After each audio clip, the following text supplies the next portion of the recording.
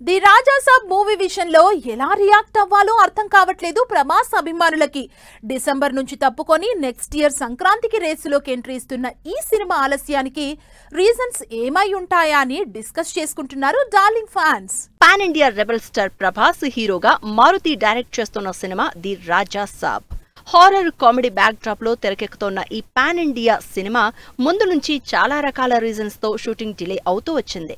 ఈ మూవీ నుంచి ఒక్క టీజర్ అప్డేట్ ఇచ్చేందుకే ప్రభాస్ అభిమానుల్ని 3 ఏళ్లకు పైగా వెయిట్ చేయించాడు డైరెక్టర్ మారుతి.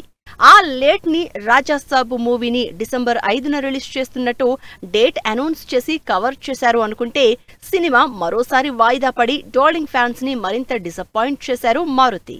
ప్రభాస్ తో ఎంటర్టైన్మెంట్ మూవీ చేయాలని ఫిక్స్ అయిన మారుతి ముందుగా రాజా సాబ్ ని మామూలు సినిమాగానే మొదలుపెట్టారు.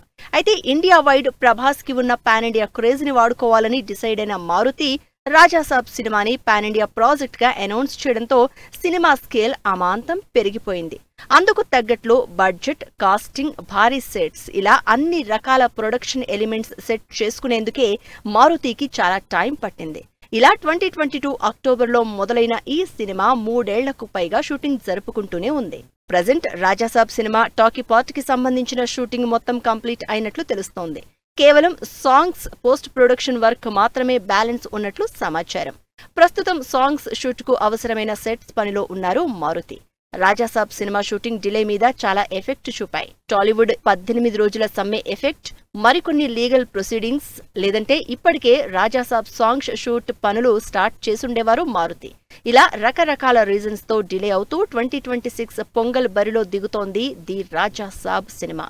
ఫ్యాన్స్ ని ఏ మేర మెప్పిస్తుందో వెయిట్ అండ్ సీ.